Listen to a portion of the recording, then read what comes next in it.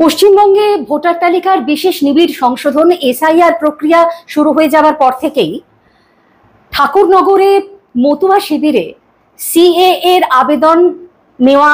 আবেদন করা এবং হিন্দু কার্ড আর মতুয়া কার্ড নেবার জন্য ভিড় উপচে পড়ছে।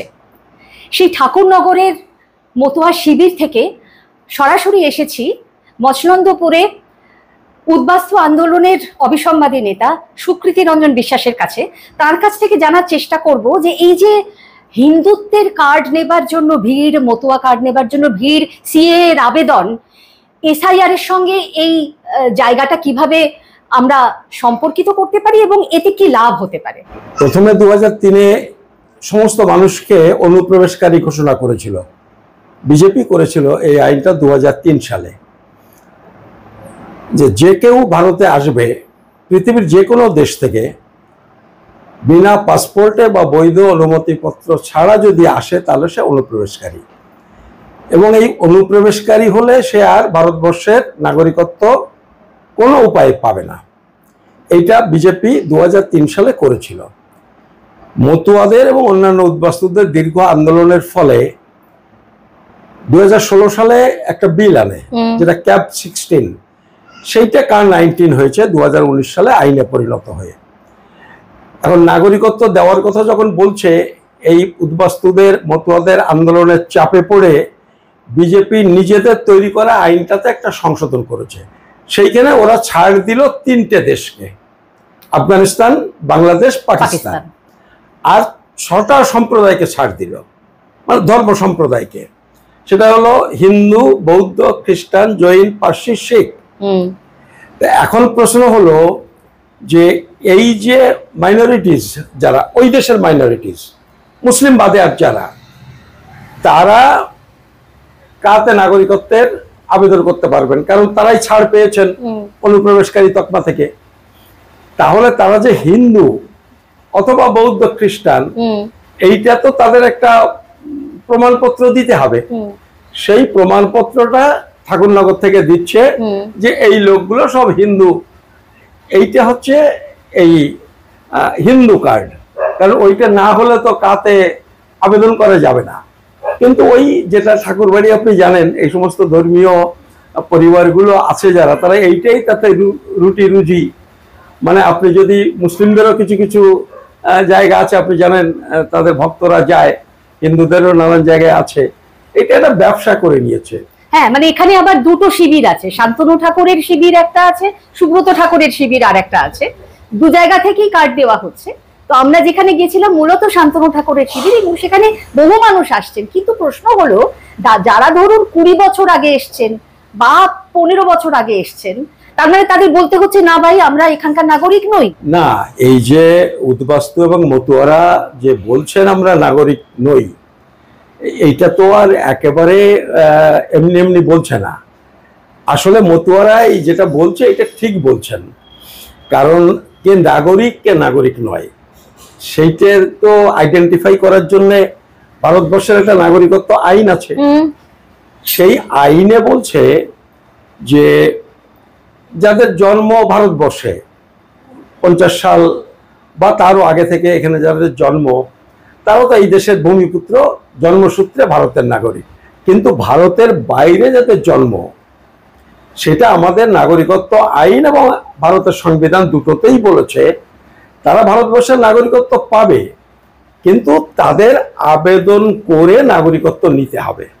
তার দুটো পদ বলেছে আমাদের নাগরিকত্ব আইনে, বাই রেজিস্ট্রেশন অথবা বাই ন্যাশনালাইজেশন। এই যে 2003-এর সংশোধনের আগে পর্যন্ত তো এই বাই ন্যাচারালাইজেশন যেটা আপনি বলছিলেন, তাতে তো কোনো সমস্যা হতো না। না, 2003-এর আগে পর্যন্ত কেন? আপনি যদি সেই অর্থে যদি বলেন কোনোদিনই সমস্যা নেই, কিন্তু সমস্যাটা হয়ে গেল 2003-এ যখন আইডেন্টিফাই করে দিল একদমই তাই যে বিনা পাসপোর্টে যারা এসেছে তারা অনুপ্রবেশকারী। সেই সাথে দেখবেন নাগরিকত্ব আইনেও বলে দিল যে যারা অনুপ্রবেশকারী তারা নাগরিকত্ব পাবে না। এই সমস্যাটা হয়ে গেল। ফলে এই সমস্যাটা যখন হয়ে গেছে তখন থেকে তো কোনো নাগরিকত্ব পায়নি। আসলে 1986 সাল পর্যন্ত এই নাগরিকত্বটা দিত। 86 সালের আগ পর্যন্ত ডিএমকে ডিসেন্ট্রালাইজ করে হোম ডিপার্টমেন্ট অথরিটি দিয়েছিল নাগরিকত্ব দেওয়ার। 86 সাল থেকে এইটাকে সেন্ট্রালাইজ হয়ে যায় এবং কার্যত তারপর থেকে এই নাগরিক সার্টিফিকেট দেওয়া বন্ধ হয়। এবং এর পেছনে একটা রহস্য আছে, মানে এটা একটুখানি উল্লেখ করা দরকার।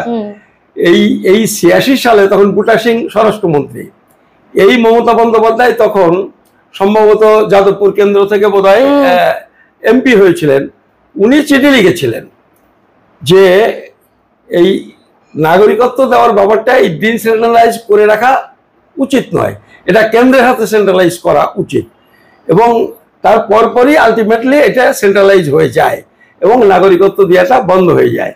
পরবর্তীকালে আপনি দেখবেন 16 বা 17 সালে একটা সাংবাদিক সম্মেলন করে উনি বলেছেন যে ওই অধিকার আবার ডিএম এর কাছে ফেরানো, বুঝলেন তো, এই মমতা বন্দ্যোপাধ্যায়। ফলে উনি তো সুবিধা মতো যখন যেমন তেমনি বরাবর করে যাচ্ছে। এই 2003 এর সংশোধনের পেছনেও তো ওনার একটা ভূমিকা আছে। 2003 সালে আপনার ওনার কি, উনি তো ক্যাবিনেট মিনিস্টার ছিলেন যখন অটল বিহারী বাজপেয়ী সরকারে, আর ক্যাবিনেটেই তো সমস্ত পলিসি ম্যাটার ঠিক হয়, সিদ্ধান্ত হয়। কিন্তু এখন পরিস্থিতিটা যা দাঁড়ালো, এবারে আপনার মতো যারা আশঙ্কা করছেন যে সব থেকে বেশি সমস্যায় পড়বেন, অসুবিধায় পড়বেন বাংলাদেশ থেকে আসা হিন্দু নমশূদ্র মতুয়ারা, তো এইটা কেন মনে হচ্ছে? মানে তারা সবাই একসঙ্গে সিএ তে আবেদন করে নাগরিক হয়ে যাবেন, এটা কি সম্ভব হবে না? এই আইন যদি আপনি কার্যকরী হয় ঠিকঠাক করে, তাহলে অধীর চৌধুরীও কিন্তু বিপদে পড়ার কথা। অধীর চৌধুরী নিজে আমাকে বলেছেন এবং তিনি দাবি করেছেন, তিনি পার্লামেন্টে দাঁড়িয়ে বলেছেন যে আমার জন্ম চট্টগ্রামে, আমি বাবার হাত ধরে এসেছি, আমি এদেশে এসে নাগরিকত্ব করিনি। এইবার যদি জন্ম চিটাগাং, এখানে যদি তিনি সার্টিফিকেট না নিয়ে থাকেন, তাহলে কিন্তু আইনত তিনিও এখানকার নাগরিক নন। এবং তিনি পাসপোর্ট করেছেন, আপনি নিশ্চিতভাবে দেখবেন পাসপোর্টে লেখা আছে ওনার জন্ম ইন্ডিয়া, তার মানে কি তিনি ফলস ডিক্লারেশন দিয়েছেন। আমি শুধু অধীরবাবুর কথা বলছি না, সুজন চক্রবর্তীও আমাকে বলেছেন এবং তিনি পাবলিক মিটিংয়েও বলেছেন মৌলানী যুব কেন্দ্রে যে তার জন্ম বরিশালে, তিনি বাবার হাত ধরে এসেছিলেন। তারা পার্লামেন্টে ছিলেন, তারা আইন তৈরি করেছেন এবং তারা বলছেন যখন পাসপোর্ট করেছেন ইন্ডিয়াতে জন্ম। এই 2025 সালের 1 সেপ্টেম্বর থেকে একটা আইন লাগু হয়েছে, আইনটার নাম হচ্ছে the immigration and foreigners act 2025। তাতে বলেছে এই ফলস ডিক্লারেশন দিয়ে যদি কেউ পাসপোর্ট করে তাহলে তার 7 বছর জেল, 10 লাখ টাকা জরিমানা। এই সেপ্টেম্বরের 1 তারিখ থেকে লাগু হয়েছে। ফলে সমস্যায় আমি 2-4টে নাম বললাম যারা আমাকে সরাসরি বলেছেন। প্রদীপ ভট্টাচার্যও বলেছেন, তিনিও ময়মনসিংহে জন্ম, এই কথা তিনি পাবলিক মিটিংয়ে বলেছেন। তো তারা এগুলো করেননি। সমস্যা আইন যদি কার্যকরী হয় তাদেরও, কিন্তু বাস্তবত দেখুন এই যে মতুয়ারা এই যখনই কাস্ট সার্টিফিকেট করতে গেছে, শুধু মতুয়া না, নমশূদ্র এবং অন্যান্য শিডিউল কাস্ট লোকজন, অন্যান্য উদ্বস্ত মানুষ যারা, তারা তখন কিন্তু তাদের এই ভোটার কার্ড দেখালে কিন্তু কাস্ট সার্টিফিকেট হয়নি, তারা নাগরিক বলে মানেনি। যখন পাসপোর্ট করতে গেছেন তখন কিন্তু আমি এই যে ভোটার কার্ড আছে, আধার কার্ড আছে, রেশন কার্ড আছে, এই কথা বললে কিন্তু ডিআইবি মানেনি। তারা আরো কিছু চেয়েছে, আরো অনেক কাগজপত্র চেয়েছে এবং আলটিমেটলি আপনি বুঝতে পারছেন যা যা চায় সেগুলো দেওয়া যায় না, যার জন্য আলটিমেটলি পয়সা করে নিয়ে এগুলো তারা একটা রিপোর্ট লিখে দেয়, কারোটা ইয়েস করে, কারোটা নো করে। ফলে তারা যে সমস্যায় পড়ছে না তা নয়, সমস্যায় তারা বরাবরই পড়ে আসছেন। এবং এটা শুধু 2000 মানে আমি বলছি মমতার আমলে তা নয়, এটা বামফ্রন্টের আমলেও একই রকম সমস্যা হয়েছে। ফলে সমস্যা এরা বরাবরই ভোগ করেন এবং সেইটা এর আগে এতটা প্রচার হয়নি, এখন প্রচার হয়ে গেছে। আর এখন তো ভোটার তালিকা থেকেই নামটা কাটার কথা বলছে। আগে ভোটার তালিকায় নাম ছিল, নাগরিক হিসেবে মানতো না, আর এখন বলছে ভোটার তালিকা থেকেই নাম কেটে দেবো। চাকরি পেলে কি ভোটার কার্ড দেখালে কি তার চাকরি হয়েছে? এটা অধীরবাবু সুজনবাবুর অসুবিধা হয়নি, যার জন্য তারা আইন পরিবর্তনের কথা বলেনি। এই 2002-3 সালের আইন তৈরি করেছে, কিন্তু ভোগান্তিটা এইসব মানুষের হচ্ছে। আজও দেখুন তারা বড় বড় বিবৃতি দিচ্ছেন, কিন্তু তারাই নিজেরাই বেনাগরিক। অথচ সমস্যাটা কিন্তু আসলে চেপে বসছে এদের ঘাড়ে, এদের নামটা কাটা যাবে, অধীরবাবুর নাম কিন্তু কাটা যাবে না। যে কারণে আইনটা পরিবর্তনের জন্য এরা যখন লড়াই করছেন তখন সুজন বাবুও তার পক্ষে কথা বলছেন না, অধীর বাবুও বলছেন না। মতুয়ারা তো একটা আন্দোলন মানে দীর্ঘ সময় ধরেই করেছিলেন এই আইন পরিবর্তনের দাবিতে, আপনারা তো এই আইন পরিবর্তনের দাবিতে অনেকদিন ধরে। দেখুন 2003 সালের 18ই ডিসেম্বর রাজ্যসভাতে এই 2003 সালের এই বিলটা পেশ হয়।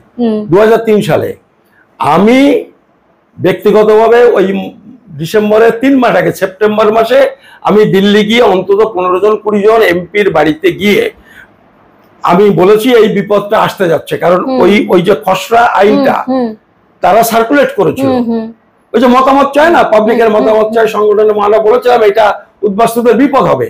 ফলে আমরা সেই সময় থেকে এটা বিরোধিতা করছি এবং তারপরে এখানে অনশন হয় 2005 সালে এবং 3 বার আমরা প্রধানমন্ত্রী মনমোহন সিং এর সঙ্গে দেখা করেছি, 3 বার স্বরাষ্ট্রমন্ত্রীর সাথে অন্তত 10-12 বার আমরা দেখা করেছি। মানে আমরা কখনো মতুয়া মহাসংঘের তরফ থেকে, কখনো আমরা উদ্বাস্তুদের বিভিন্ন সংগঠনের তরফ থেকে। মতুয়া মহাসংঘের সমস্যা হচ্ছে প্রথম অনশনটা করলাম, করার পরে প্রচুর লোকজন হলো, তাদের ওখানে প্রণামী বেড়ে গেল 5 গুণ, তারা আর আন্দোলন করতে চায় না। তখন আমরা কি করব, তখন আমরা এই উদ্বাস্তু সংগঠন করে আমরা আন্দোলন করেছি। এই করতে করতে দ্বিতীয় আন্দোলন করলো তারা 2010 সালে, মানে 6 বছর পর। তার মধ্যে আর কোনো আন্দোলন কিন্তু মতুয়া মহাসংঘ করেনি।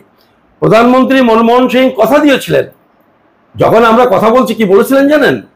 উনি বললেন যে when I was the leader of the opposition, I raised the issue in the parliament.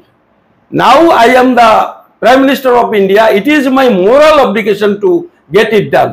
একদম এই কথা বলেছিলেন, কারণ ওই একজনই 2003 সালে এই আইন, একজন না 2 জন, উনি বিরোধিতা করেছিলেন, আর শঙ্কর রায় চৌধুরী উনি তখন নির্দল সদস্য হিসেবে ছিলেন, এই 2 জন বিরোধিতা করেছিলেন। কিন্তু তারপরে একটা প্রাইম মিনিস্টার বললেন, তারপরে তো তাকে একটু রিমাইন্ডার দিতে হয়। মতুয়া মহাসংঘ থেকে রিমাইন্ডার পর্যন্ত দেয়নি, এখন দোষ দেয় কংগ্রেস আমলে কেন হয়নি।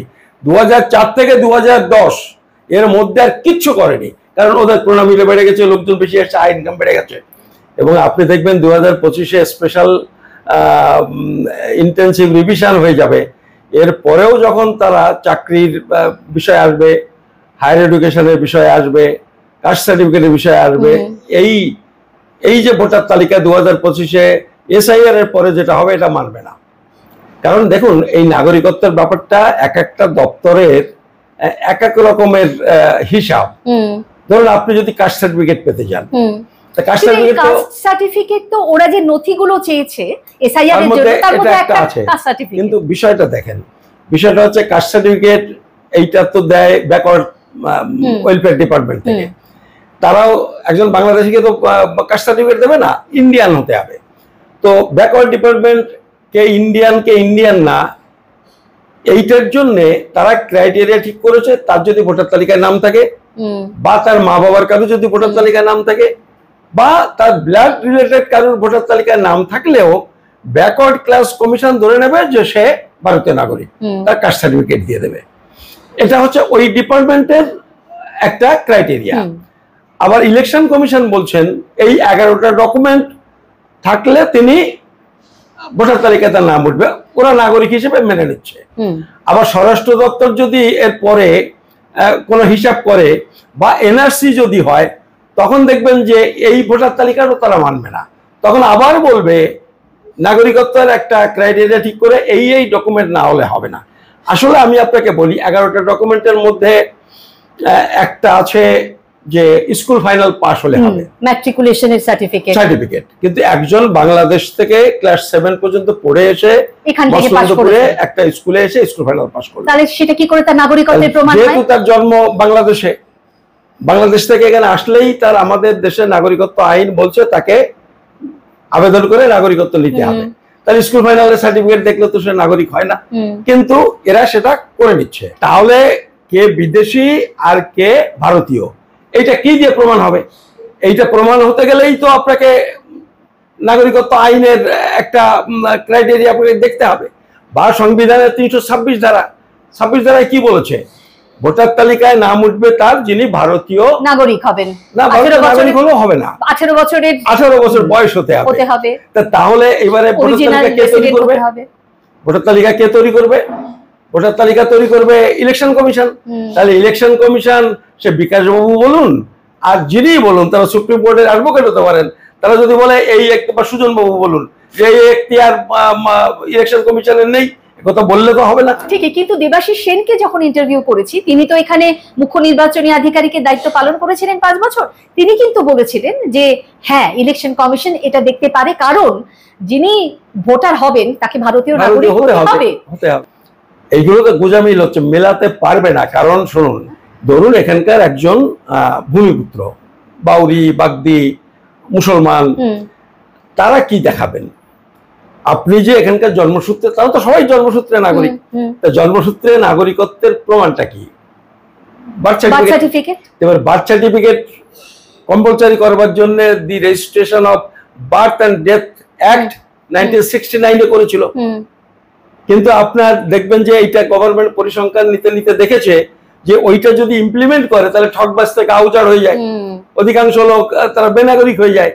যে কারণে তারা পেছোতে 2023 সালে দেখবেন যে দি registration of birth and death amendment act 2023 এটা করেছে। কারণ এইটা হচ্ছে বাস্তব পরিস্থিতির কারণে তাদের পেছোতে হয়েছে। তাহলে যে পেছলো, তাহলে এই যে এতকাল ধরে 2023 সাল পর্যন্ত, 47 সাল থেকে এখানকার ভূমিপুত্র যারা, তাহলে তারা বিকল্প সার্টিফিকেট দেবে। এই বিকল্প মানে তার মধ্যে কিছু ত্রুটি বিচ্যুতি থাকবে, ওই তার জন্য স্কুল মেডাল সার্টিফিকেট, ওই LIC অমুক তমুক। এটা হচ্ছে বাস্তব সমস্যার কারণেই। কারণ এই বাস্তবতা বাদ দিয়ে তো আর আইন কানুন আপনি কি করবেন? ওই আইন কার্যকর করতে গেলে তো মানুষের জন্য আইন, মানুষই থাকে না। আমি আপনাকে বলি, একটা লোক বেআইনি ভাবে ভারতে এসেছে 40 বছর আগে, 20 বছর আগে, 10 বছর আগে, তুমি তাকে কিছু বলনি, বরং যেভাবে হোক তুমি তার Aadhaar card, voter card, ration card দিয়েছো, স্কুলে ভর্তি হওয়ার সুযোগ দিয়েছো, জমি কেনার সুযোগ দিয়েছো। এগুলো গভর্নমেন্ট তো করেনি কিছু, তারা সরাসরি করুক আর না করুক, ইনডাইরেক্টলি অন্তত বাধা দেয়নি, তাদের পুশব্যাক করেনি, ডিপোর্ট করেনি। এইবার তুমি 30 বছর পরে, 40 বছর পরে যখন বলছো যে তোমাকে চলে যেতে হবে, এটা তো হতে পারে না। বাস্তবতা হলো এই লোকগুলোকে এখন রেগুলারাইজ করা ছাড়া, আইন সিদ্ধ করা ছাড়া কোনো পথ নেই। না হলে এই গোজামিল তোমাকে দিয়ে যেতেই হবে। ফলে আমরা বলছি যে যারা ভারতবর্ষে স্থায়ীভাবে বসবাস করে তাদের সবাইকে তুমি নাগরিক ঘোষণা করো, করে তুমি NRC করে নাও, তুমি তাদের জাতীয় পরিচয়পত্র দিয়ে দাও, দিয়ে তুমি যে আইন কানুন করেছো তুমি এখন থেকে ইন টোটো কার্যকরী করো, কার্যকরী হবে। তাছাড়া তো তোমাকে এই গোজামিলি দিতে হবে, তুমি মেলাতে পারবে না। কিন্তু সেই কথাগুলো আমি বুঝতে পারছি, আর এটা অধীর চৌধুরী বোঝেন না, এটা সুজন চক্রবর্তী বোঝেন না, এখানকার বিভিন্ন পলিটিক্যাল পার্টির নেতারা বোঝেন না। তারা কেন দাবি তুলছেন না? আমি বিজেপির কথা বাদ দিলাম, তারাও তো মানুষকে সর্বনাশ করার জন্যই লেগেছে, তারাই তো এই উৎপাতগুলো করছে। কিন্তু বিরোধীদের কথা বলছি, তারা তো এই দাবিটা তুলতে পারে, তারা তুলছেন না কেন? তারা তুলছেন না। তোমরা থেকে আইন করেছো বলে তোমরা আজকে এটা বলতে তোমাদের লজ্জা লাগছে, কারণ আইন তৈরি করার সময় তারা সব হাত উঁচু করেছে। এখন কিছু পাল্টানোর কথা বললে, বিজেপি বললে তোমরাও তো ছিলে।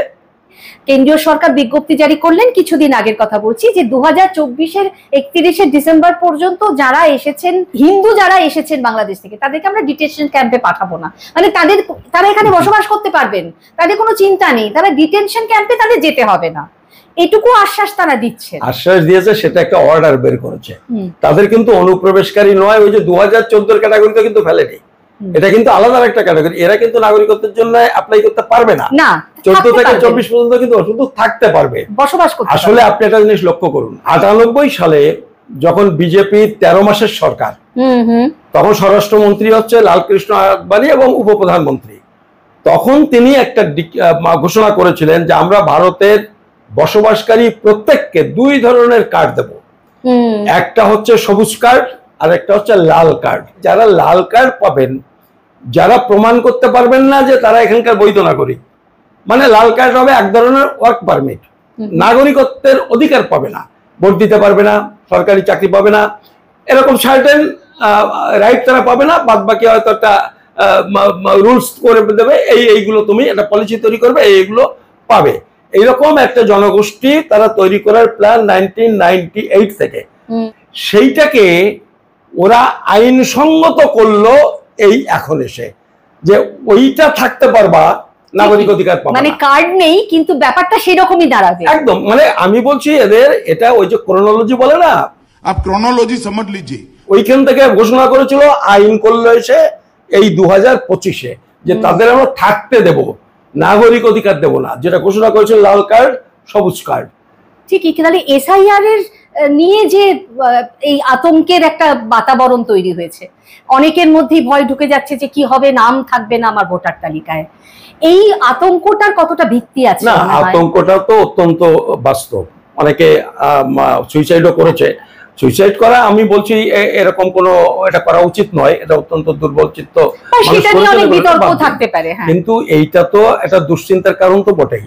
মানে আপনি যদি একটা পরিবার যদি ওই জায়গাতে বসাই যে আমার কোনো দেশ নেই, আমি কোনো দেশের নাগরিক না, আমি অত লোক নিয়ে ভাবতে না, নিজেকে ওই জায়গায় বসিয়ে যদি ভাবি, তাহলে আপনি ভাবুন তো দুশ্চিন্তা না করে রাত্রে ঘুমায়। ফলে দুশ্চিন্তা করার যথেষ্ট কারণ আছে। কারণ ভারতবর্ষের যে নাগরিকত্ব আইন পার্লামেন্ট তৈরি করেছে সব দল মিলে, তাতে বাংলাদেশ থেকে আসা সমস্ত মানুষ, হয়তো 1% 2% মানুষ আমার মতো যারা এখানে কেরানির চাকরি করবার জন্য বাংলাদেশ থেকে, বাংলাদেশের সার্টিফিকেট, আমার তো ওই সার্টিফিকেট দিয়ে এখানে চাকরি পেতে গেলে নাগরিক সার্টিফিকেট করতে হয়েছে, এরকম আমার মতো 2-4 জন ওই কেরানির চাকরি করার জন্যই এমপি এমএলএ হওয়ার জন্য দরকার হয়নি, কিন্তু তারাই আমরা করেছিলাম। ফলে পূর্ববঙ্গ থেকে যারা 47 সালের পর থেকে এই পর্যন্ত এসেছেন, বিজেপি যে আইন তৈরি করেছে, মানে বিজেপির পরিকল্পনায় সমস্ত পার্টি মিলে যে আইন তৈরি করেছে, সবাইকে বেনাগরিক ঘোষণা করেছে। আর আজকে সেটাকে এক্সিকিউট করার কথা বলছে। ঘুরিয়ে বলুন আর যাই বলুন, এটা তো একটা পদক্ষেপ বটেই। আজকে এসআইআর, কালকে এনআরসি হবে। ফলে এটা অত্যন্ত গর্হিত কাজ এবং এটা অত্যন্ত দুশ্চিন্তার বিষয়। আমরা তো বাংলাদেশ থেকে এসেছি মানে তারা খেয়ে, আমাদের এই হিন্দু ভারতবর্ষ একটা হিন্দুদের দেশ, কিন্তু এখন তো আপনার মনে হচ্ছে যে আপনাকে নাগরিকত্ব নিতে হবে। হ্যাঁ, নিতেই হবে। তো নিতে হবে যখন, তখন কিন্তু আপনাকে বলতে হবে যে আপনি ভারতের নাগরিক নন। না, আমাদের হিন্দুদের রক্ষা করবার জন্য মোদী এখানে এসে এবং হিন্দুদের আমরা নাগরিক সবাই পাবো। ওরা ধোকা দিচ্ছে, তবু তো বলছে কিছু। আমরা ধোকা দিচ্ছে বলছি, অনেকে ধোকা দিচ্ছে, এটা বুঝতে পারছে না। আর বিরোধীদের ভূমিকা কি? বিরোধীরা কিছু বলছে? বিরোধীরা যদি আজকে বলতো, আমি সেদিনও গিয়ে রাহুল গান্ধীকে বলেছি যে আপনি শুধু এই ইস্যুটা তুলুন। বিরোধীরা যদি একটা তাদের আশা দেওয়ার মতো কথা বলতেন, এই লোকগুলোকে দোষ দিচ্ছেন যে নিম্নবর্ণের লোক সব বিজেপিতে চলে গেছে, গালাগালি করছে আমাদের যে তোমাদের কমিউনিটি সব তো বিজেপিতে চলে গেছে। তো বিজেপিতে যাবে না, তোমার কাছে যাবে কি জন্য? তোমাদের তো কোনো বক্তব্যই নেই। টোটাল যারা বিদেশি বলে বাদ যাবে, তার মধ্যে 5% মুসলমানের নাম থাকবে না। আলটিমেটলি এইটা বাহানা হচ্ছে মুসলমান, বিজেপির টার্গেট হচ্ছে কিন্তু এই নিম্নবর্ণের হিন্দুরা। 2002 করলে কি হবে? আপার কাস্ট লোকজন যারা সমস্যায় ছিলেন, তা 2002 তারা পার হয়ে যাবে, 2002 ভোটার তালিকায় তাদের নাম একেবারে সাকনি হয়ে যাবে যে একেবারে নিম্নবর্ণীয়, নমশূদ্র, মতুয়া এবং অন্যান্য কিছু আছেন, তারা এইটাতে বাদ পড়ে যাবেন। আর একবার যখন এরা বাদ পড়ে যাবেন, আমি আপনাদের বলছি, ওই যে 19 লাখ লোক বাদ গেছিল আসামে, তার মধ্যে 14-15 লাখ হিন্দু। হিন্দুদের কথা কে বলছে এখন? কেউ কিছু বলছেন না। এবং তাদের কি নাগরিকত্ব দেবে? হেমন্ত বিশ্ব শর্মা বলছে 3 জন নাগরিকত্ব পেয়েছে। আর এখানে এই যে বলছে না যে বাদ পড়বে, কি আছে, কাতে আবেদন করবে? এখনো অব্দি 30-35 হাজার বাংলাদেশি আবেদন করেছেন, তার মধ্যে পেয়েছেন মাত্র 18-19 জন। যারা দলিত শ্রেণীভুক্ত, অনেকাংশেই তাদের সমর্থন কিন্তু বিজেপির দিকে রয়েছে বলে আমরা জানি। কোথাও গোলমাল হয়ে যেতে পারে। আমার ধারণা সাময়িকভাবে বিজেপি কিছু লস হবে এই যে এইটাতে, মানে বিজেপির ভোটারটাই হয়তো বেশি বাদ পড়বে এই বর্ডার গুলো দিয়ে। কিন্তু এমন হতে পারে এদিকে বাঙালদের একটু টাইট দিলে ভাগীরথীর ওপারে ভোটিরা একটু খুশি হবে, তাতে হয়তো এই লসটা ওখানে পুষিয়েও যেতে পারে। এরকম নানান রকমের হিসাব হয়তো তাদের মধ্যে আছে। মূলত টার্গেট হচ্ছে দুটো সেক্টর হচ্ছে তাদের টার্গেট। একটা হচ্ছে নিম্নবর্ণীয় হিন্দু, 2 নম্বর টার্গেট হচ্ছে মুসলমান। এইটা কিন্তু বরাবর আপনি দেখবেন ওই বিদর্ভ এলাকার সেই কিন্তু দলিত মুভমেন্ট, মানে আম্বেদকরেরও আগে থাকতে, যার প্রতিক্রিয়ায় কিন্তু ওই আরএসএস নাগপুরে তৈরি হলো।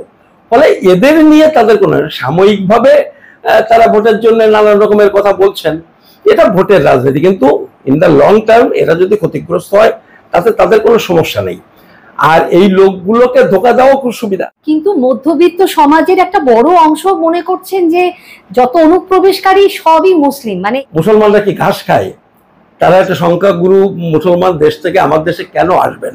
বাঁচার তাগিদে কিছু গরিব মানুষ এসেছেন, আবার যখন এরকম চাপ পড়ে চলেও যান। আগে এটা বেশি আসতেন, এখন প্রায় আসেন না। হ্যাঁ, কিন্তু প্রচারটা বুঝলেন তো তো? হয় এভাবে। তারা এখানকার নাগরিকত্ব চায় না, এই প্রচারটা বিজেপি, এটাই তো বিজেপি। একদমই ঘুষ পাইটিয়ে মানে তার মধ্যে কোনো হিন্দু থাকতে বিজেপি পারে না। একতরফা এটা করে যাচ্ছে, বিরোধীদের কোনো বক্তব্য নেই। বিরোধীদের এরকম লক্ষ্যজনক ভূমিকা আমি কোনোদিন বিরোধীদের দেখিনি। আমি এখনকার এই বিরোধীদের যা দেখছি। অনেক ধন্যবাদ আপনাকে। আপনাকে অনেক ধন্যবাদ। নমস্কার।